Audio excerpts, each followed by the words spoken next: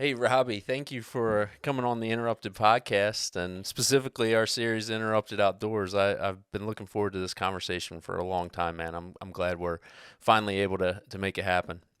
Well, I'm humbled and honored. I'm always when someone says, "Hey, jump on our podcast." Um, we're still a super small non-profit that is trying to gain our voice and strengthen our voice, and so it doesn't matter who asks me to be on a podcast, whether it's an audience of 2 or an audience of 2 million. We haven't hit the 2 million mark, but Hey, I'm always going to say yes because I'm just humbled to be able to talk about what we love and our passion, which is hunting and telling the truth essentially about what hunting is and who hunters are. yeah, no, and that comes through so much in the content and the conversations that you have. And while I am just captivated, which we'll talk about more about them here in a few minutes, but the content that you guys have with a lot of these interviews, there is a dramatic element, but it captures the authenticity Hmm. of the human experience connecting with the outdoors.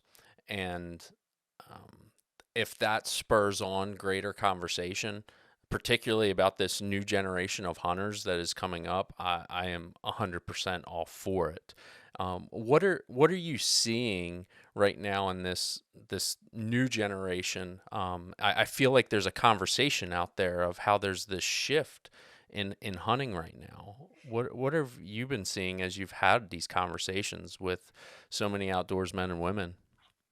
Yeah, I think there's a shift two ways. I think the first shift is that I heard someone tell me way back when we first started Blood Origins that the waves that have been crashing upon our shore for so long is causing a tide to change.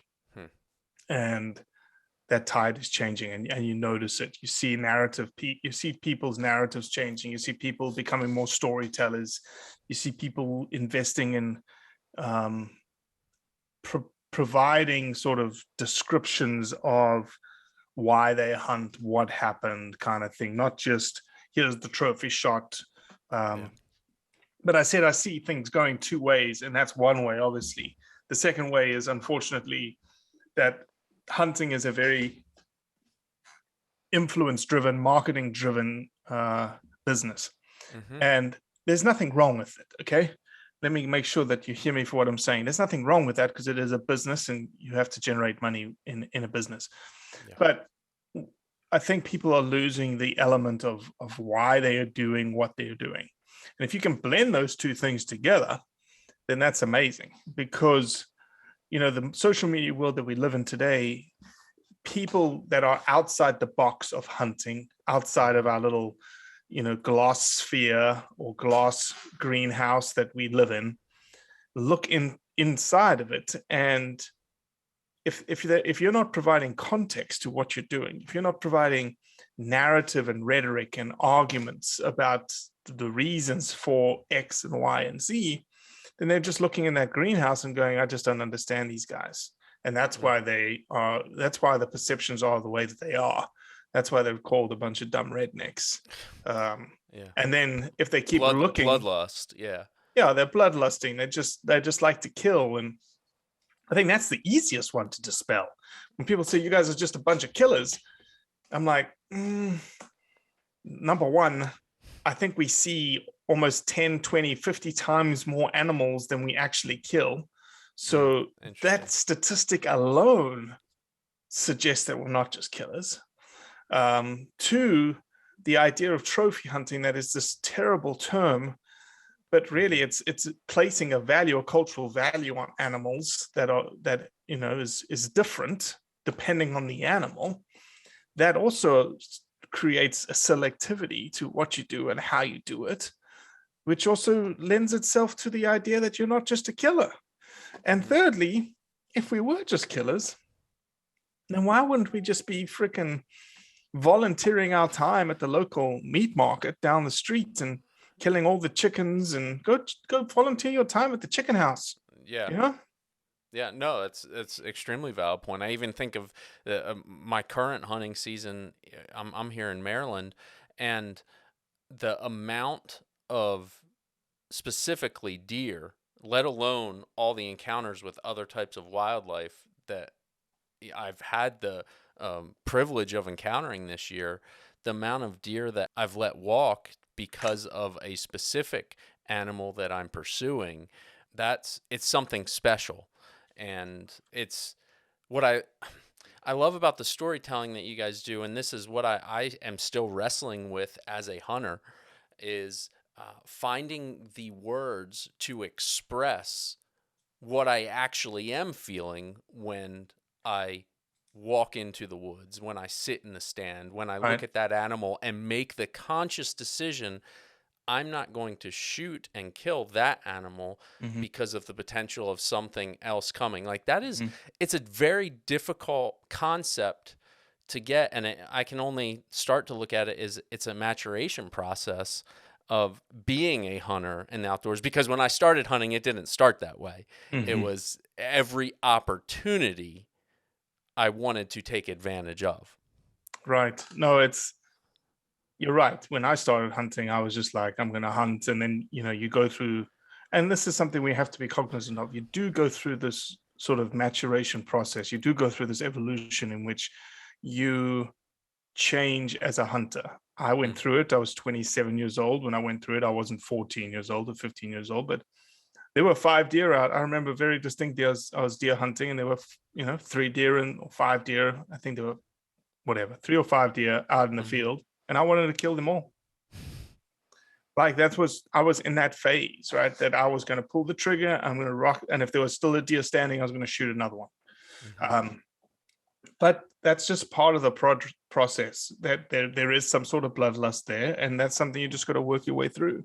Yeah. And I think, again, I don't have any data to back this up. I haven't even tested the theory at all, but I think that if you were raised with someone, a father, a mother, a grandfather, that almost sort of imbued this idea of you thinking about why we hunt and expressing the beauty of the woods and the spirituality of what you're doing.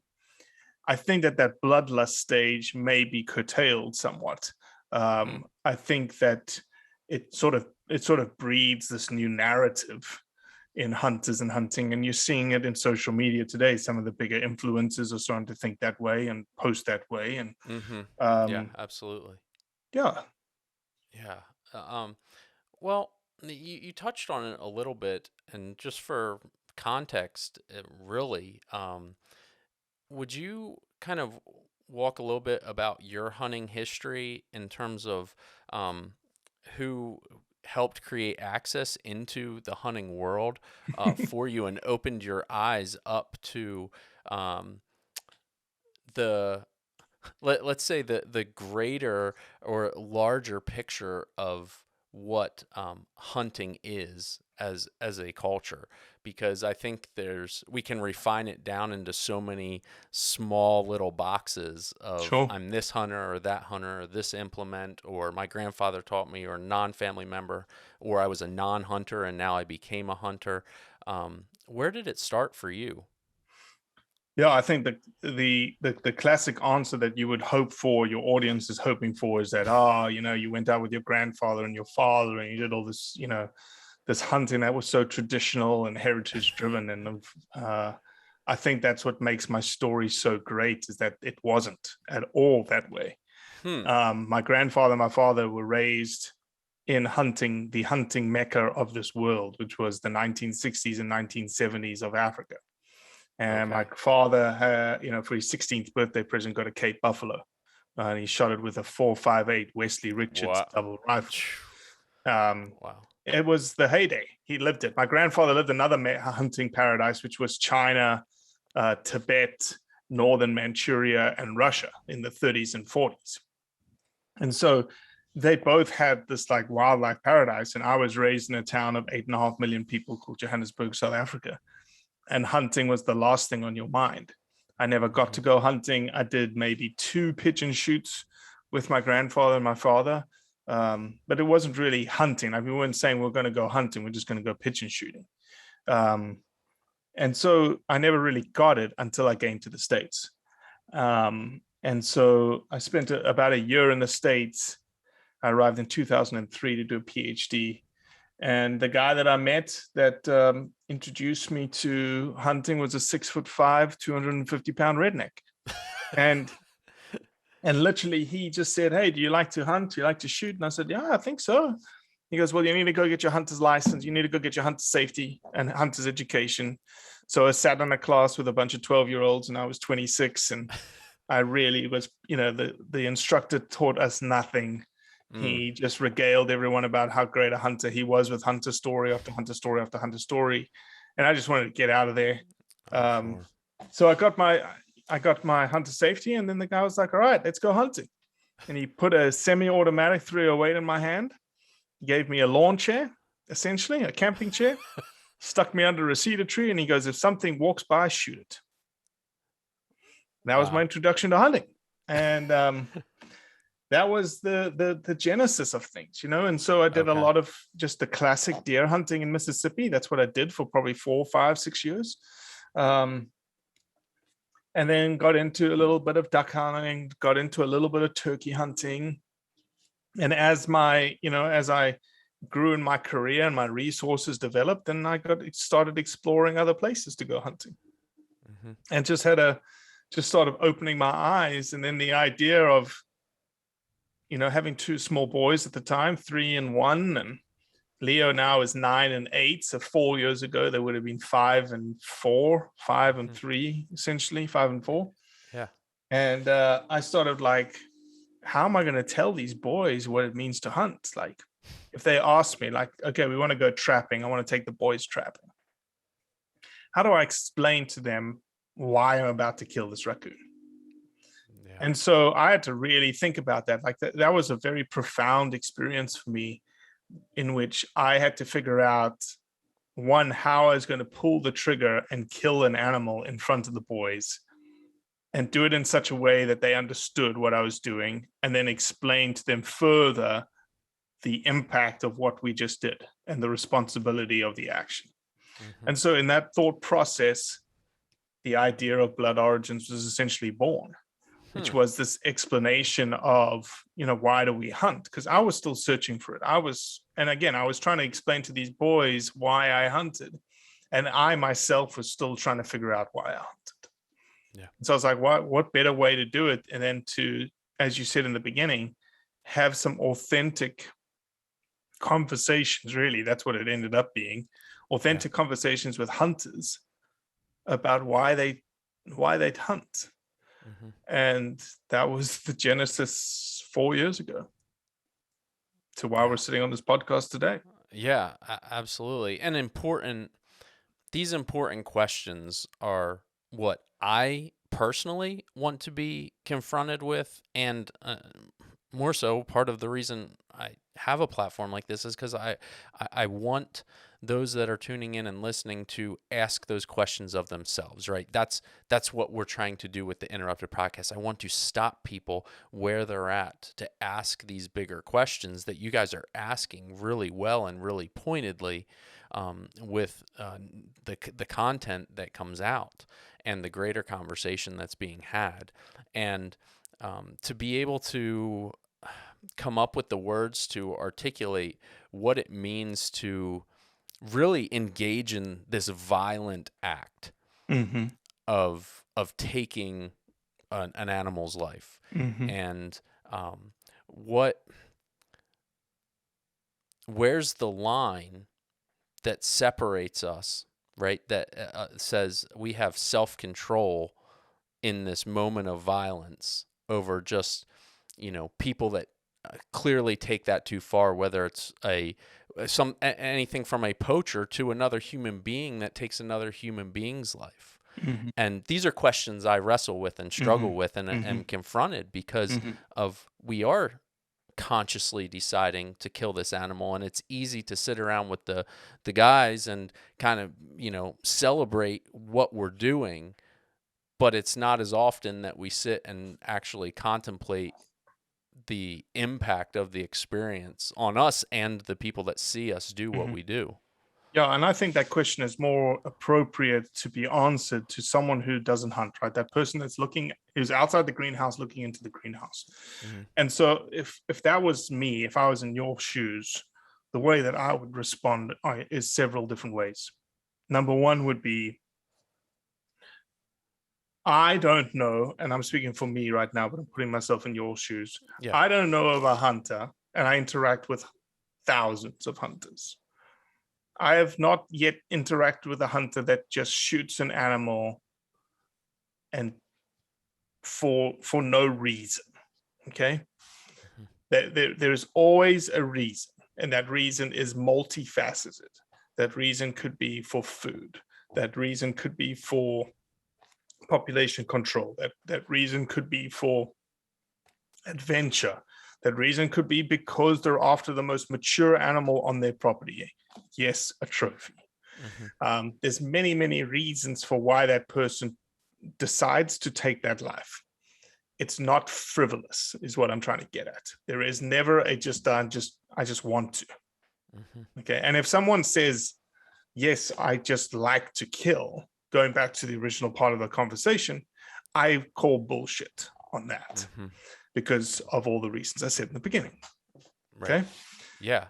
And I feel comfortable calling bullshit on hunters that say, I just love to kill. And I'm like, no, you don't. Because you would then kill every single animal that walks out. Right. And you don't. And So there's much easier ways to kill an animal if that's actually your goal than to yeah. spend the time doing what we do. And it's just peeling the onion layers back, right? It's just that Yeah. it's maybe a machismo thing. It's this bravado thing. And at the end of the day, when you start pressing and asking some hard questions like you're asking yourself, then the real truth comes out. So that would be the first thing that I would say to someone that says, sort of engaging in that line of thinking and that line of questioning. Number Hmm. two would be sort of anecdotal evidence from yourself. So again, I'll put myself in your position and say, I don't know how many times I've sat in a stand, and let me know if this echoes in what you've done. I've sat in a stand. It's about 4:45-ish. I've got about 30 minutes left of daylight. Hmm. I've been sitting there for 3 hours. I'm a little uncomfortable. I'm really cold. I'm almost like ready to go in. And a deer steps out. And I pull up the rifle, I put up the scope in my crosshairs, and I don't pull the trigger. Hmm. Because I know that when I do that, there's a lot of work that's about to happen. Yeah. And there's a lot of things that need to happen with that, right? And you've already in your mind said, geez, I've got a lot of work to do when I get home. I've got to do this, I've got to do that. So right then and there was a conscious decision between whether you wanted to take the life or not. Hmm. Have you been there before? I Oh, bet you have. it is a question, particularly once I had children. I'll tell you that. Yeah, That constantly, thankfully, I have the opportunity to hunt within miles of where I live. But what you said is that exactly that. There's always, when it's getting close to the end, the decision. And for me, quite honestly, I've gotten out of the stand 10, 15 minutes early before, because sometimes it might be related to, I don't want to get into the work that might be involved in this moment. And then sometimes I have to say, if I'm honest with myself, there's a moment where it's like the ability to take that animal, appreciate the moment during daylight hours, sure. sit and just enjoy that. Where a lot of times those last light kills are very much so just a rush, get down, find the animal, Hmm. and start the processing. Hmm. And there's an experience part that's missing, and I think that's just another layer of it for my experience, but it's something that I do contemplate and want to consciously think about. Right. No, you're right. Absolutely. The third thing that I would say is data is driven by science and driven by statistics. Hmm. And so when you take a 50,000-foot view of all deer hunters, let's take the most common species hunted in the United States with the most number of hunters that hunt that species, and it's white-tailed deer. Hmm. And you look at the National Deer Association statistics on licensees and how many licensees actually kill a deer every year. And the number's less than 50%, Hmm. which is an amazing statistic. Yeah. And Phenomenal. a lot of people have looked at that statistic quite humorously and said, well, you guys just suck at hunting. And that may be true for some of us, That's like right. me. I'm a terrible hunter. Um, but it's a great statistic. Tying back to this idea of, the decision between life and death. Hmm. Canada, again, taking these are seeds that your audience and you can plant in the back of your brain. In Canada, the number's 36%. Hmm. And Canada's actually looked at the chances of you taking a second deer, and that number is less than 1%. So less than Wow. 1% of all hunters take more than 2 deer, which again screams from the rooftops that it can't be all about killing. No, you're absolutely right. I love that. Um, the ability to take data and utilize it to answer, I think it first has to start, we have to answer our own questions that we're Mhm. asking, and then help us be better suited to answer the questions that particularly non-hunters are, because a lot of times I have found myself even in the past shying away from a conversation with a non-hunter, because it's just, I oftentimes will think, do we just throw our hands up and say, you don't do it, so you don't understand it? And Why would you shy away from that? Well, and that's kind of my point, is to feel inadequate as a hunter to give the statistics and to change that person's mind. And a lot of times, what I've found in someone that's willing to engage in healthy conversation is Right. that I can share my experience and what it means for me, and the recalibration that hunting is for me, when I step out into the woods and it's a break from my day job and the horrific things that I have to encounter in my profession, and to step out into that, it's difficult to come to, but when we're able to utilize data and content and words that you all are providing, that I think helps that conversation with that non-hunter or the person opposed to it. And Robbie, truth be told, the greatest conversation I have is with my wife, who is a non-hunter, and Fantastic. she I am confronted with hunting, particularly this time of year, quite a bit because of the amount of time that I spend not only doing it, but being consumed by it, Hmm. even when I'm not doing it. Hmm. And to, um, I think one of the greatest things that comes up, which we're getting at in this conversation, is that I'll often hear, Steve, how can you be a compassionate person yet you kill? How does that align? And I Your and wife asked you that question? yeah, yeah. And Is she a vegan? she is not. She loves venison. It is all we But eat. she eats meat. 100%. Yeah, Then the answer absolutely. is easy. How can you, someone with, how you don't have any compassion for killing animals? Hmm. Well, I'd prefer to know exactly how that animal lived. I'd prefer to know exactly how that animal died. I'd prefer to know that that animal was, taken as ethically as I possibly can do. Yeah, I know where it lived. I knew what it ate. And I know the hands that touched the meat that landed on the plate in front of you. yeah.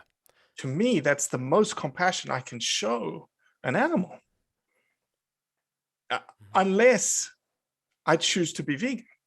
Yeah. Okay. So, Which is a path. of course. Yeah. Now, so to me, that's as close as I get, right? Anything else Hmm. is showing a lack of understanding of, you know, a lack of compassion, because I have no idea when I pick up that ribeye in the store. I have no idea Yeah. anything about that piece of meat.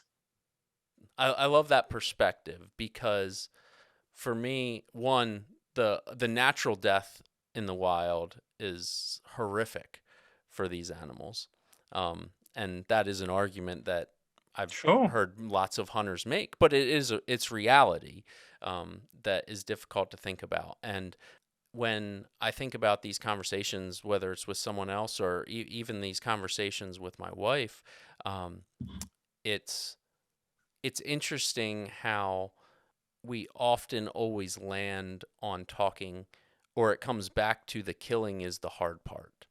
Mm. And there's so much more involved in the process, but why does the kill, and maybe this is somewhat of a softball, but I think it's what I'd like to flesh out, is why does the kill rise to that is the climax and pinnacle of what the non-hunter is most concerned of and needs to figure out? Is it because they haven't answered the question, could they do that? Or is it in them? Or is it something different?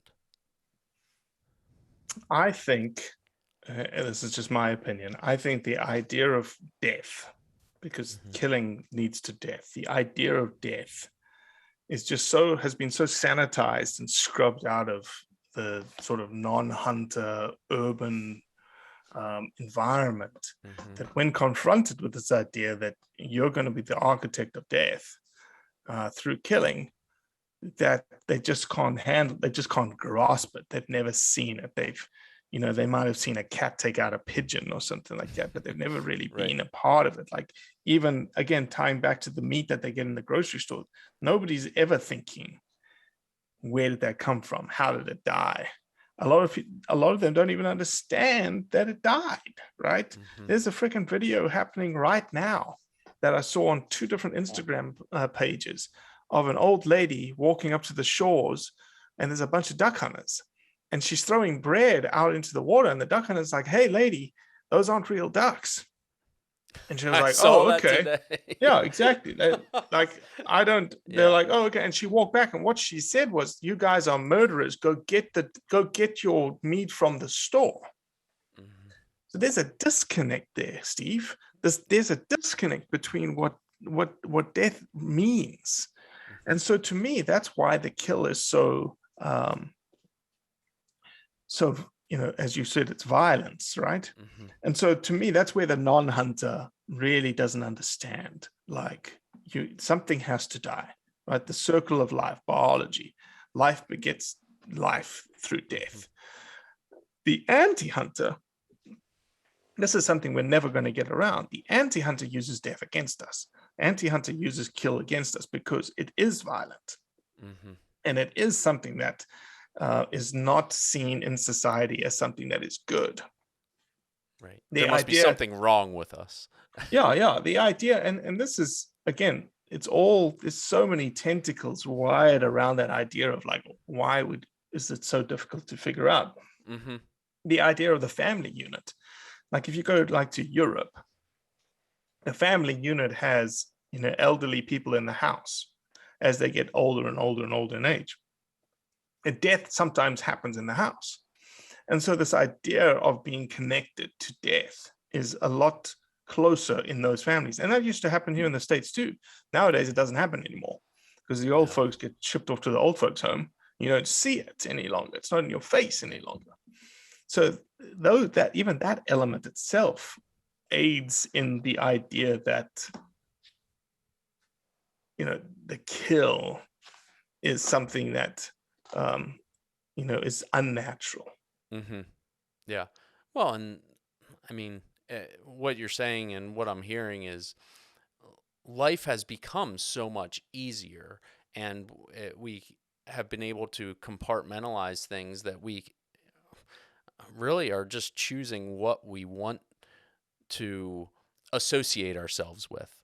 And there's there's an element, but for me to be alive, something must die, whether it's the rodent in the field on 100%. or and so for me, I need to I want responsibility over that action. That it's not something I don't think about. I want to have to think about it when I choose to eat that vegetable, or I choose to eat that venison backstrap that came from the field.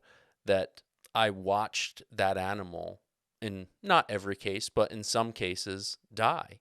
Hmm. And in the moments, I was there for its last breath. Hmm. And that in that moment, it's an incredible level of respect that I feel towards that animal and towards what I'm engaging in and wanting my family to participate in. Is I want to be a participant in the whole process, not just a piece of it, because it's, I guess, really just passing the buck if we choose not to take that responsibility. Well, it's a you made the right use the right term, participating. It's a participant versus observation. It's a Mm, participant versus observer type scenario. okay. That's the difference between hunting and hiking. Hiking is an observation activity. You go in, you observe, you come out. Hunting is a participatory activity in which you go in and you participate in nature in that Mhm. activity. You are one and part of nature because you're hunting something in nature, and you have to be aware of her. You have to understand her. You have to feel her. You have to get all your senses correct. Um, and so you're participating in that hiking. You don't have to pay attention to the wind. You don't have to pay attention to anything. You just go, and then you come back out. Yeah. No, absolutely. That's a good one. I'll lock that in as a something to bring up.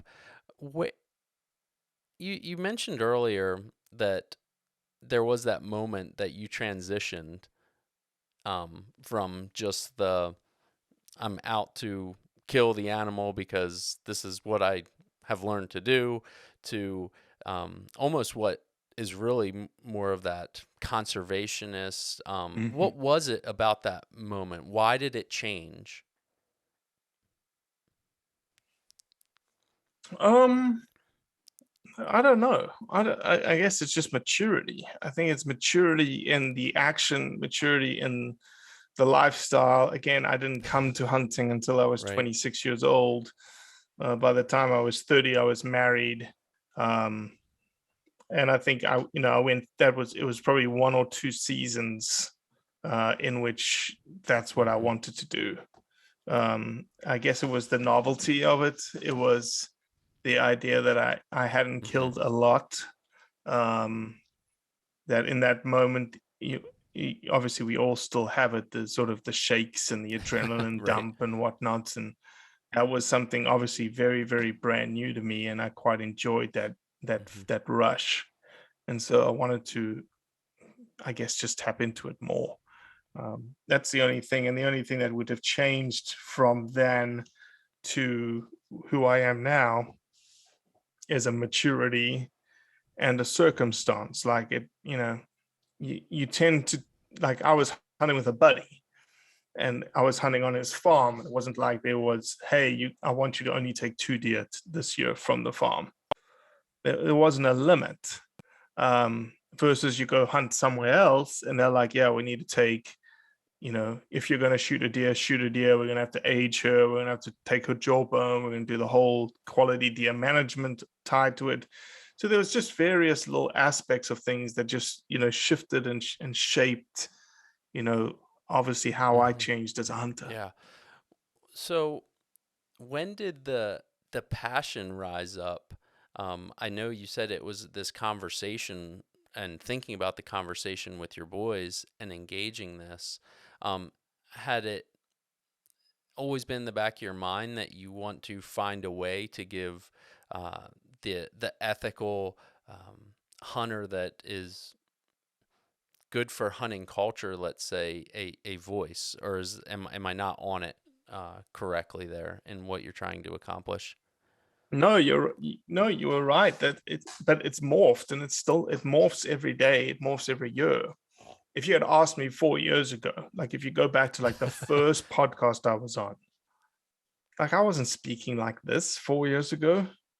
I was more interested in storytelling, obviously that is a Hmm. core to who we are. But I was more interested in, it was selfish then. It was also like there were so many things that were, we got sucked into the hunting outdoor industry space. Like we were like, oh, we need to get sponsors and we need to get partners. And thankfully, everyone told me no. Um, and I say thankfully because, yeah, we asked them for money and they must get, again, knowing what we know now, they must get hit up 1,000 times a week of people wanting hunting shows and wanting them to be sponsored. And I was just another quote unquote hunting show. And I hate that term because people say, oh, I've seen your hunting show. And I was like, we're not a hunting show.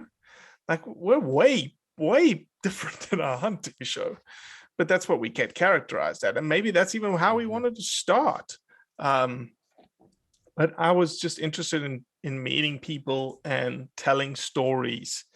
And selfishly, it was for me. Then it became, oh, I think people would resonate with this person's story. So let's get that out there.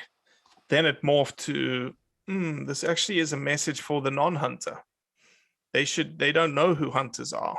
How does a non-hunter get to know a hunter if they don't know a hunter? Oh, they can look at our content and see hunters for who they truly are, authentic storytelling about who they are. No, you feel that it's authentic. The way that we film makes it connected. It's very, very different. Then it morphed into, from storytelling to very much like information delivery, which was, okay, how do we take this on to the next level? And the next level was creating a nonprofit that simply was interested in conveying the truth about hunting. And then that opened up the doors to not only telling the heart of the hunter, which that's where we started, that's still our bread and butter. But now it's building content around that is, what hunting does for wildlife, what hunting does for people, what hunting does for economies, all of that. So and it morphs today. Like even today, like we've got a new line of content coming in 2022 that's going to be called Connecting the Dots. And it's all focused on non-hunters. We're not even going to be worried about hunters any longer. Okay. Why is it so important for the non-hunter to get this message? Because they're the voting bloc of this country. They're the voting bloc of the world. 60-70% of the world is non-hunters. And we don't want to convert them to hunters. That's not the mission. That is not Blood Orion's mission. We're not interested in converting hunters. We are interested in conveying the truth and changing perceptions of the non-hunting space. So for instance, billboards. Anti-hunters take billboards out against hunting all over the world. They line freeways. They are in entranceways to major cities. Why not take a billboard out conveying the truth about hunting? $14.1 billion returned to wildlife conservation because of hunters as a billboard, for example. Yeah, that and the impact of that. Yeah, the impact. The impact is on the non-hunter that drives past that billboard and goes, I didn't know that. It's not to the anti-hunter, the 10%, 9% going, they're terrible people. This narrative, yeah. No, it's more just like I've been doing this whole podcast. Is planting seeds. You're just planting seeds, just and doing things a little differently than what we typically do. The hunting industry doesn't plant seeds. The hunting industry is interested in selling stuff that kills stuff. Yeah, that's very true. But that's okay because they're catering to their market. Their market is hunters. Well, and I don't know. I guess I don't lean so far as that, that's bad for the hunting. I think it can be used in a bad way that doesn't help what's happening in hunting, specifically here in North America. But I enjoy some of the products and the way that people are, yes, making money off of things, but making being in the field a better experience. And it's not always making it easier. It's, I never thought about doing it in this way, right? Whether it's the innovation that has come into hunting, I think is really spectacular. Yeah, of course. Yeah. And and again, the innovation in hunting, and here's where, obviously a lot of different people have a lot of different views. But the innovation in hunting really comes down to lethality. How do we kill a deer quicker? How do we make sure that the deer dies quickly? So to me, the innovation in the gun space, the innovation in the scope space, the innovation in spotting scopes, whatnot, it all is driven by the effectiveness, making you a more effective hunter, not efficient hunter, because efficiency sort of slides in the world of ethics and You're right. ethos and whatnot, but You're a right. more effective hunter. Yeah, well, how does that line up then into what seemingly, and I don't have the statistics to bring this up, of what seems to be the rise in archery?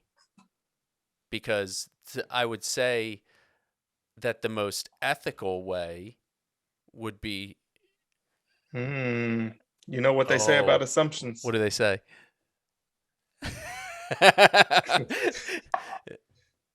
Keep this. Yeah. We'll keep this PG. We'll Oh, keep your no, podcast PG. it's all good. It's all good. That's where we want to go. But the to be ethical, I'm You were about to say that bow hunting is less lethal and is less ethical than a rifle hunting. that's I think the anti-hunting position on it, which is a common argument that I hear, because that's archery is predominantly what I choose to do, and I try and make it the most lethal. But that argument of, well, if you say you want to put that animal, you want to kill that animal as quickly as possible, then using a precision instrument like the modern rifle, isn't that the best way to go? The science will disagree with you. The data will disagree with you. Have you heard of the Ashby Bow Absolutely. Hunting Foundation? Yeah. Yeah, so they've got reams of data that show the lethality of bow hunting and the ethics of bow hunting. And then just go again, anecdotal evidence. How many times have you been in a stand with someone that's shooting a rifle at 50 yards Mm-hmm. and messing the shot up, shooting it in the backside, missing it completely? It happens. Yeah, it happens. Okay. So the idea of lethality, and that's where things get a little crazy when, the UK, you're not allowed to, you can't, it is illegal to bow hunt in the UK. And that's their argument, is that it's not ethical. And it's like, well, where are you coming up with this idea that it's not ethical? So it's all driven by assumptions, and the assumptions can be very easily debated when you use data, you use science, you use anecdotal evidence. And then if those things don't work, then you can always ask questions of them. That's, sometimes the best way to approach it is like, okay, look, I appreciate you hating hunting. Why do you hate hunting? Let them ask, and you say, yeah, but did you know X? If they say, hunters just go to Africa because they just like to kill a lot of things. You're like, well, hunters protect, more acreage of habitat in Africa than all national parks combined. Oh, I didn't know that. Oh, what's the most priority thing that we can do for wildlife conservation? That's an easy one. What can you do, Steve? What's the most priority thing you can do for wildlife conservation? What rises immediately when you say that is participate in it. Yeah, that's a good answer, but I'm thinking something more tangible, something more fundamental. You have to have this to have wildlife. Well, I think money comes to mind, that you have to have that base that is providing that money. What is the money doing? What is the money doing? No, sorry, no, I love it. You're making me think. It's good, right? So there is a right answer in your mind. I know that. So there is a right answer in my brain. The money, and it's the thing that's outside your door that you look after. Taking care of the landscape, the stewardship of what is, wherever I am setting my foot afield, that is the landscape that I have a vested interest in, because I love to be in it and I will work it. And I So will. without that land, in a scientific terminology, is called habitat. Mhm. Without habitat, you have no wildlife. So who protects the most habitat? The hunters. Hunters, Yeah. over and above anyone else. Think of all the private land in the United States and the money you just talked about, the money that goes into restoring and making and improving the habitat. For Mhm. what reason? So you can see more deer, that you can hold more deer, you can increase your carrying capacity, that you get a better chance of selectively taking some wildlife through hunting. And that helps the observer that we talked about earlier that doesn't necessarily want to participate in the hunting. They get to enjoy that experience as well. Well, I would push back and say not really, because the observer can't come on my private property. Okay.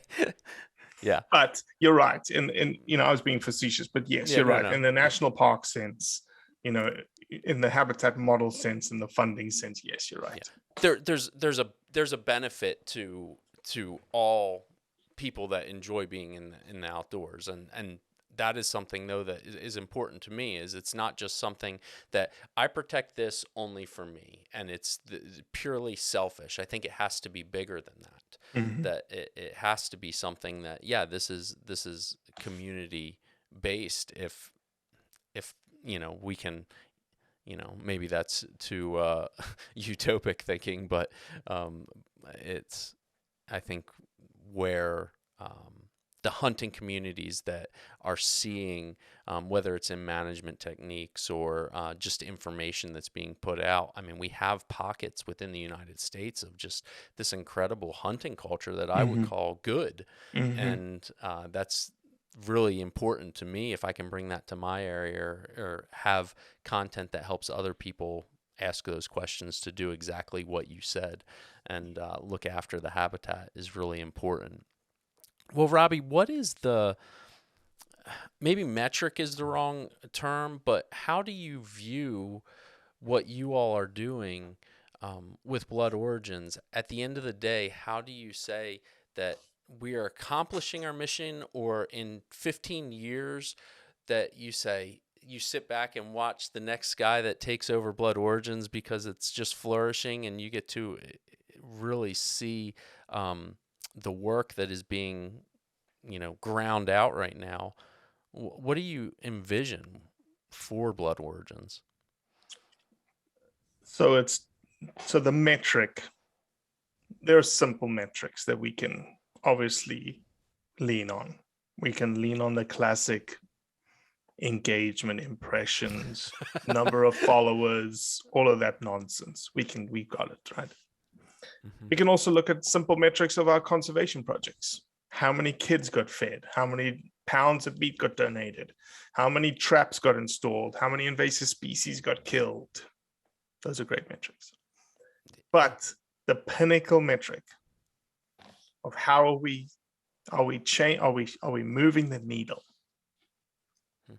in the non-hunter space of changing perceptions is almost a holy grail, because I could probably like screenshot every comment or every person that we interact with, the way we change them. Oh, I didn't understand. Oh, thank you for debating me so eloquently. Thank you for interacting with me so gentlemanly. Okay. Mm-hmm. I could screenshot all that and I could come up with a metric. We changed 24 people's minds this year, 200 people's minds, 2,000 people's minds. Here's what I cannot get a hold of, which is the defining change metric that I think is the game change and the difference maker. That interaction I just had. Okay. Who looked at it? Who watched me? Who saw me interact, both non-hunter and hunter? Probably 10,000.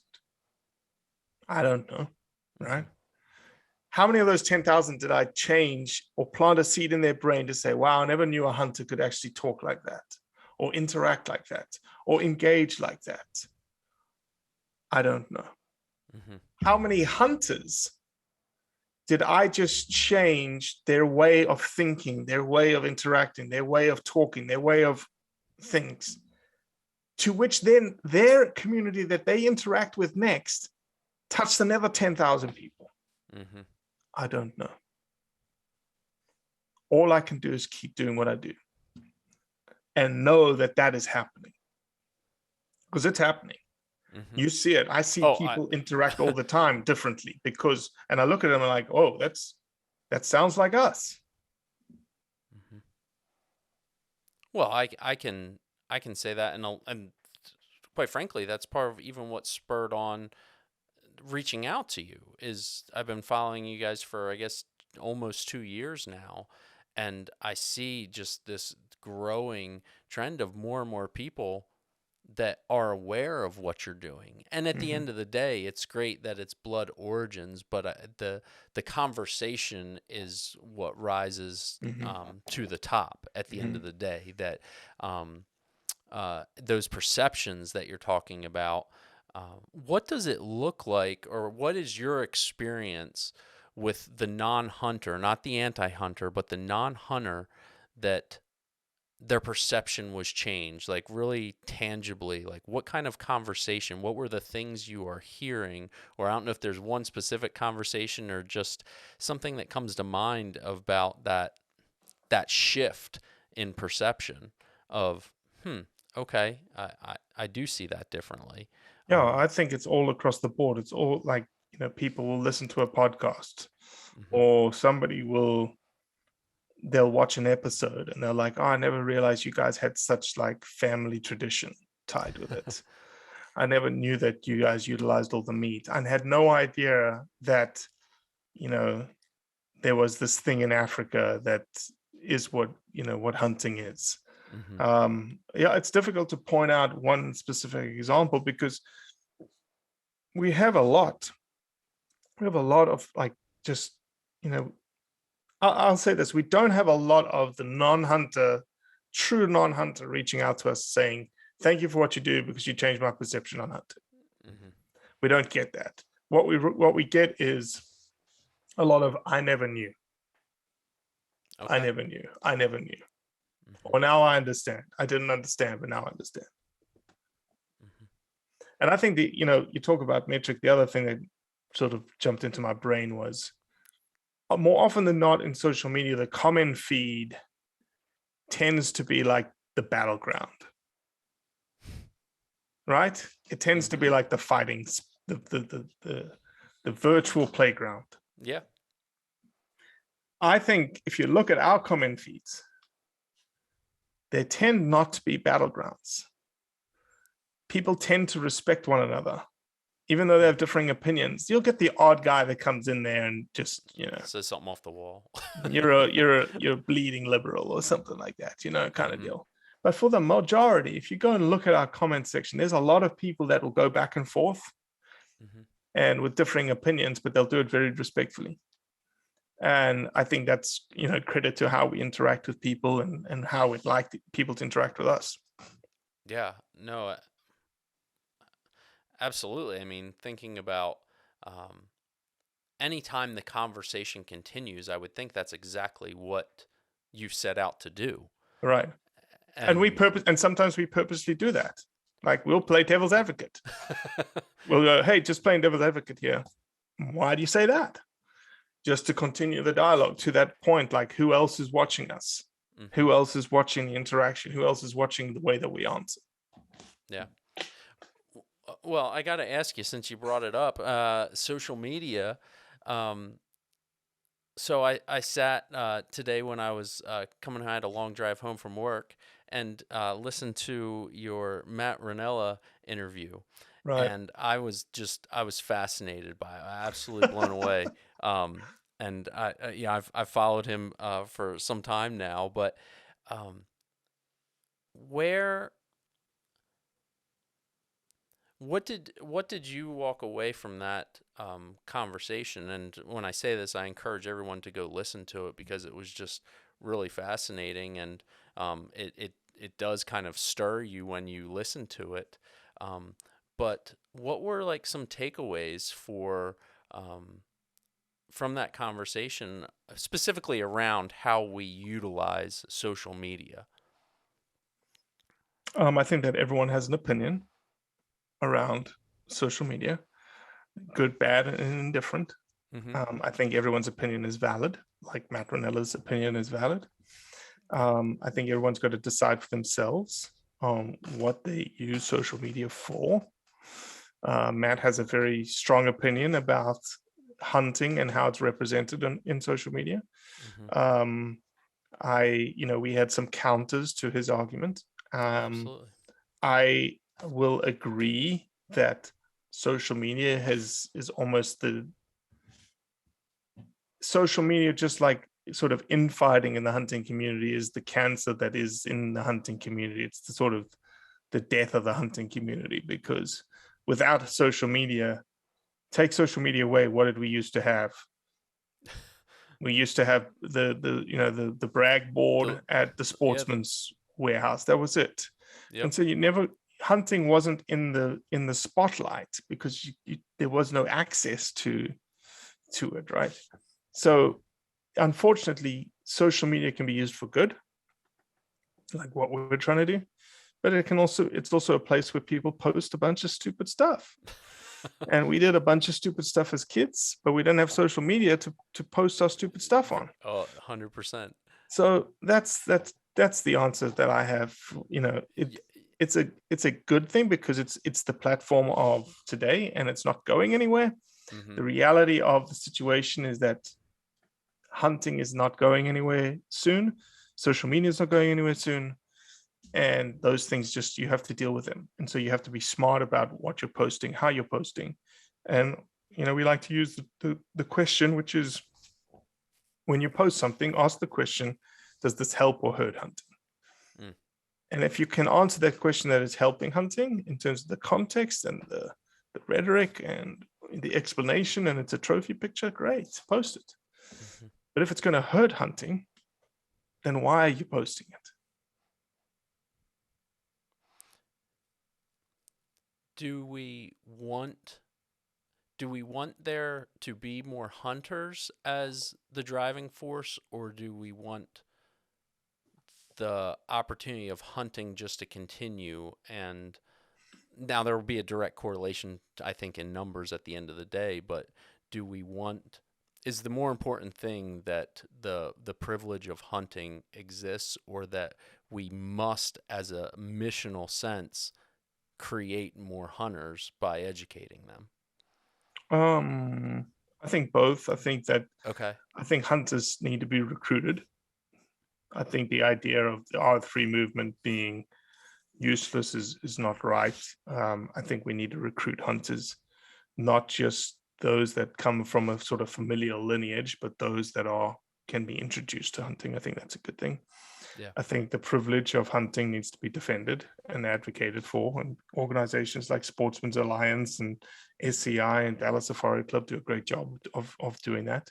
So yeah, I definitely think both need to be engaged and looked at and continued. Yeah. 100%. What are some of the organizations and areas that you guys have your hands in right now that you're trying to bolster, some of the different programs that you support? What's going on? I saw that you have on your website this cool map of some of the other, areas that you're, funding and want to fund. And Mm-hmm. what's are you constantly trying to participate with more partners, or is it something where those few missions that you're a part of, you're just trying to bolster? Yeah, what we like to do is we don't like to create programs for the sake of programs. Mm-hmm. So we don't like, it's almost like creating a beast and having to continually feed the beast. We like Uh-huh. to find sort of direct conservation projects that we can engage in, we can fundraise for, we can implement, we can story tell out the back end of it, and then we can move on to the next conservation project. So it's a very direct model, Mm-hmm. and we like that model a lot. We've got 3 projects that we're going to focus on in 2022. Some black bear work out of Arkansas. Really? We got some trap a trap conservation project in New Zealand, Mm-hmm. and then we've got a rewilding anti-poaching a project, not problem, project in Zimbabwe. So three projects, conservation projects around the world, very direct, very actionable, very easily broken down. So like, for instance, Arkansas, you could buy a GPS collar for $3,000. So we want to buy 10 of them. Traps in New Zealand, we want to buy 500 traps. Each trap's $120. Hmm.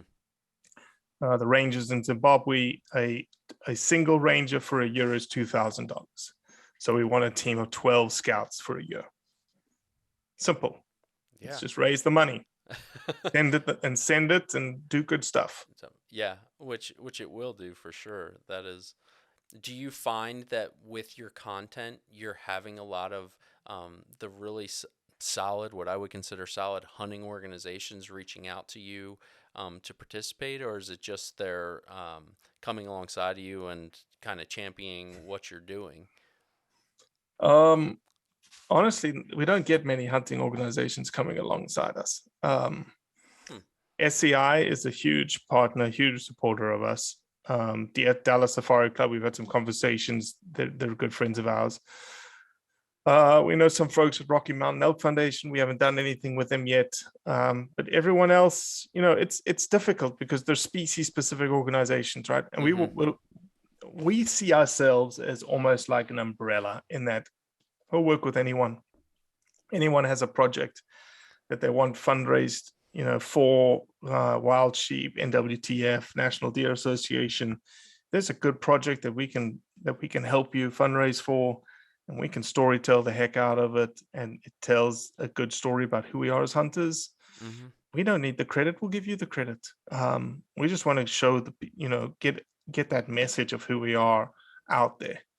Right Um, on. so yeah, if anybody's listening to this on any of the organizations, reach out to us. Yeah, We're ready. absolutely, absolutely. Well, tell us as we start to wrap up here. So you also have the podcast, and what's the main part of that podcast? Are you trying to again get that conversation to non-hunters, or what's the thought and mission and of having these conversations that you guys are having?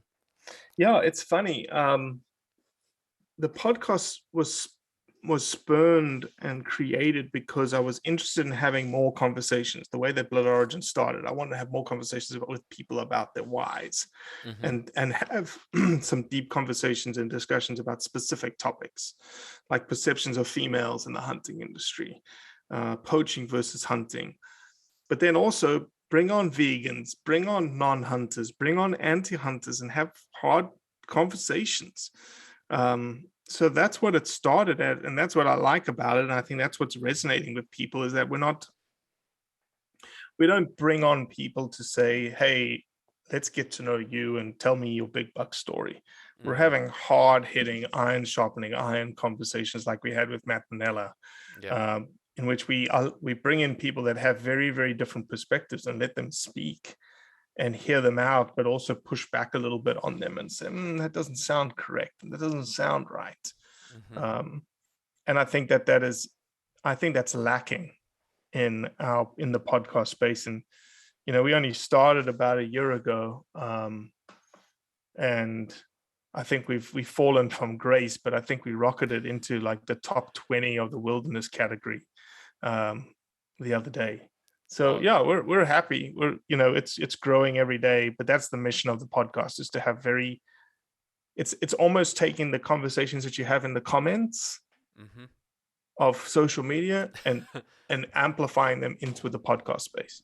I like how you said that, yeah, and it really seems to flesh out some of these concepts because there's a lot of similar conversations happening on comments areas of specifically what comes to mind is thinking about how the hunters are kind of eating our own and picking on each other for the different ways that we approach maybe tactically a situation.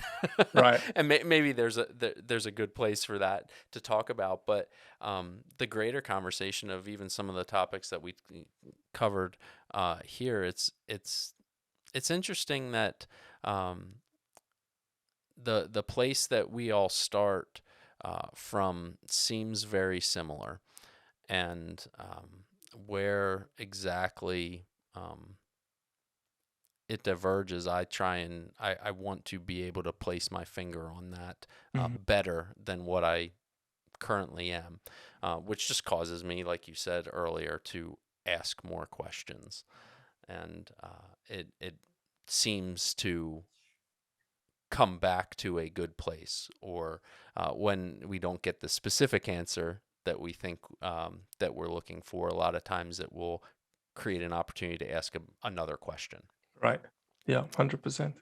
So, good deal. Well, what is the website? How do the audience connect directly with you guys? Blood Origins anywhere and everywhere. Just type in Blood Origins into YouTube, bloodorigins.org, Blood Origins on Instagram, Facebook, you name it, you can find us. SEO is pretty good. So just type in Blood Origins and we'll fill up the first 2 or 3 pages of who we Awesome. are. Yeah, you guys are on social media. The conversation's great. Robbie, one, I can't thank you enough for taking this time tonight to talk with me about some of these topics that I want to push out to our audience, and I've been wanting to introduce my audience to you. Now, I've talked to a few friends and told them that we were going to have a conversation. They were pumped just because they're already aware of what you guys are doing, which is also really cool to hear. When I don't necessarily Blood Origins, I say, hey, I'm going to talk to Robbie Kroger, and people are like, oh man, Oh no, that's no, no, good no. stuff. So um, That's actually the opposite of what I'm after. really, Because well, I don't nobody knows my name. Lately, people have started to know my name, which is okay, okay, which is yeah, okay. But in the beginning, and still today, and this is what I love about it, is that nobody knows me. Yes, hmm, now people start to know me because I'm on those talking heads and we do those talking heads. yeah, But before, nobody knew me. And it was good that way because they were just like, I'd have to start talking. They're like, hmm, "Oh, you're that Blood Origins guy," and I was like, "Yes, that's who I am," and that's hmm, how essentially I want it to be. This yeah. isn't me, but anyway. Well, I'll say I think it's um, there's a level of it can be somewhat synonymous too, because you are giving a voice, and I think in the humility that comes across in not only you but through the organization's content, I think that's a really important aspect of it, and I think that's what people, to include myself, have gravitated towards, because all of the conversations you have with maybe the hunting personalities and celebrities, or whatever you want to, influencers, whatever you want to call them, to the people, well-known people, to the conversations with folks that you just come across, and they get to share their story about what it means to them. You're doing it well, man, and Thank you. I congratulate you on what you're doing, and look forward to see what Blood Origins is going to do here in the future, because I mean, what you've accomplished already, I'm really kind of in awe at, and it just aligns with a lot of what I want from the conversations that we're having when it comes to specifically hunting. So thank you, brother. No, thank you. So we will talk to you soon, and we'll definitely link everything up for everybody. All right. Yes, sir. All right. You have a good one, Robbie. Cheers, mate.